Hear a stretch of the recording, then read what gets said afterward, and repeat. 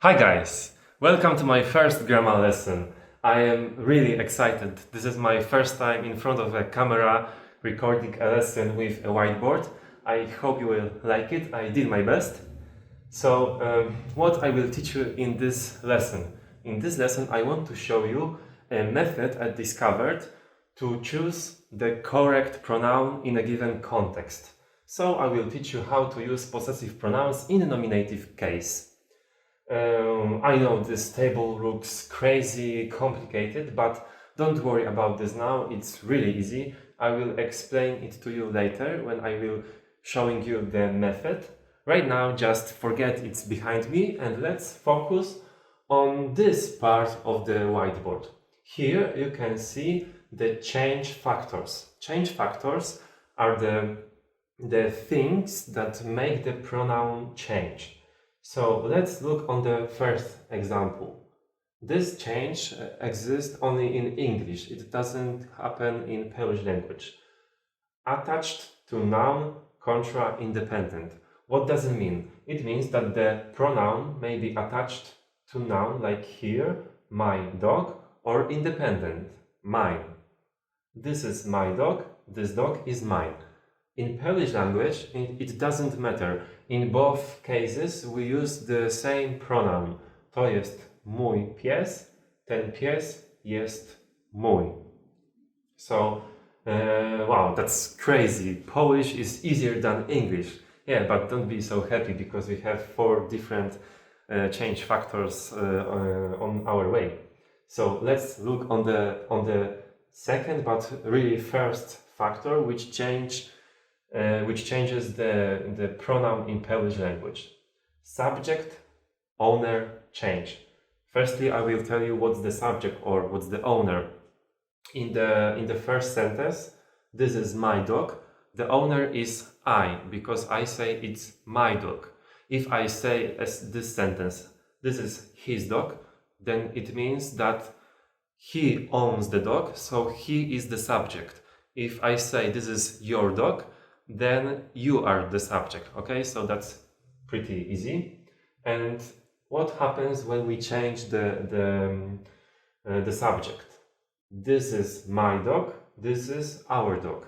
As you can see, when we change the subject, the pronoun also changes from my to our in English. And in Polish, to jest mój pies, to jest nasz pies. We also have the same change in Polish language. When we change the subject, we change also the pronoun. So this particular change happens both in English and in Polish language. Now, the first change that happens only in Polish language. Case change. Let's see the example. This is my dog. I see my dog. As you can see, in English language, we use the same pronoun in both sentences. But what happens in Polish language? To jest mój pies, widzę mojego psa. Different pronoun. Why? The reason is that in both sentences we use different cases in Polish language. The case depends on the verb. The verb to be requires nominative case, and the verb to see requires accusative verb. So when the case changes, we also have to change the pronoun. And as you can see, the noun also changes from pies to psa. So the case change impacts not only the pronoun, but also the noun. So instead of mój pies, we have to say mojego psa. Mojego. If you look on this table, you will not find mojego in this table. Why? Because as I said on the beginning, nominative case, we focus only on this one particular case. Why? Because it would be impossible to put all the pronouns here on the table, because I would need the third dimension. So yeah, it's only a part of the possessive pronouns family. Okay, so this is only for your information. We don't care about this particular change in this lesson because we use only one case. So it's only for your information. Let's look on the third factor change. object number change. What is the object? The object is the thing being owned.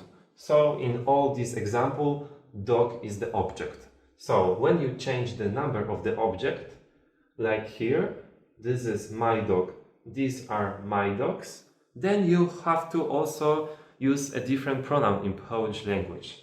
In English we have the same pronoun, my, and in Polish mój, moje, different pronoun. To jest mój pies, to są moje psy. Okay, and the last factor change, object gender change. So if we change the object, the noun, to a different noun which has a different gender, then we have to also use a different pronoun. Let's see the example. This is my dog, this is my mouse, my, the same pronoun, and in Polish to jest mój pies, to jest moja mysz. Mój, moja, different pronoun. Why? Because pies has masculine gender and mysz has feminine gender. Okay? So that was the last factor change. And now we can finally look on this table and try to understand it. Firstly, look on the rows. Here you have the subject, the owner, and each row shows a different owner, different subject. So I, you, he, she, etc., etc. When you look on the columns, you see the object, how the object changes. The left section is when the object is singular, and the right section is when the object is plural. Then each section is divided into groups depending on the gender of the subject. So in singular you have 3 groups, masculine, feminine, neutral, and in plural you have 2 groups, masculine personal and masculine impersonal, feminine neutral. So yeah, that's it, that's the table. And now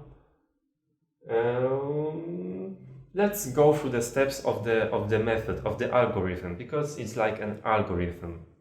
Let's say that we want to translate this sentence, this is my dog, into Polish language. We don't know that we have to use mój. Imagine that it's not here. We know only to jest pies. How to find mój in this table? First step of the algorithm, you have to choose the case. In this case, the case is nominative. So yeah, we've chosen the table. We have to use this table. Now, second step, we have to choose correct row depending on the subject. My, this is my dog, I am the subject. So we know we have to take this table because of the case, and second step, we know we have to take this first row because the subject is I. So now you have 5 words to choose. So you have 20% chances that you choose the correct form. Or if you look closer, here are the same words, so you have even more chances, 25% chances to guess correct form. Wow! But we can do even better. The third step is to look if the object is singular or plural. Dog is one dog, so we have singular object. So now the chances are 33%. So mój, moja, or moja. So it was the third step. First step, choose the correct table, case. Second step, choose the correct row, the subject. Third, choose the correct number of objects, singular or plural. Third step. And the last step, fourth step, is to not guess. It's just you have to know the gender of the object. So dog, as I said before, is masculine in Polish language. So you have to choose this particular cell. Wow, that's the algorithm. 4 steps, and you have the one correct particular pronoun, mój. Okay. Oh, sorry. So the most difficult part, I think, is to know the gender of the object. But I will record another video for this, for object genders, for noun genders.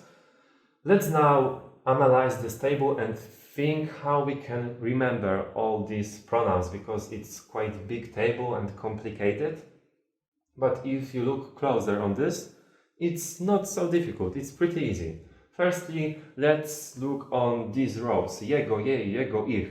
As you can see, for these subjects, there is no difference if the object is singular or plural. You don't have to care about the gender of the object.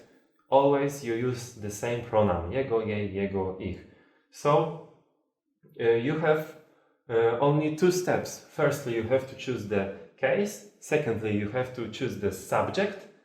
And then those two steps, number and gender, doesn't matter. You use these words. Okay, so it's very easy for these cases.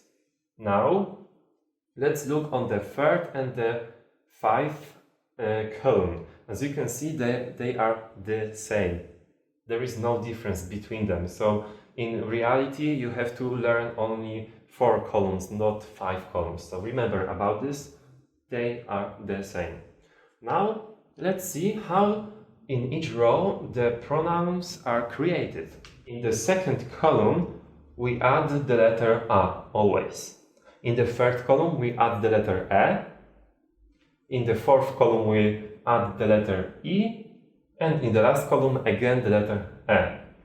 There are also some other changes, like from U to O, or like here we remove the J letter, but don't worry about it. Let's focus on the common parts, okay? So, no ending, A, E, ending. How to remember these endings? You can use a mnemotechnique. My idea is to use these two words, name, rice. Why? Let's look on the green letters. N symbolize the nominative case and also symbolize the word nothing, because there is nothing, no ending.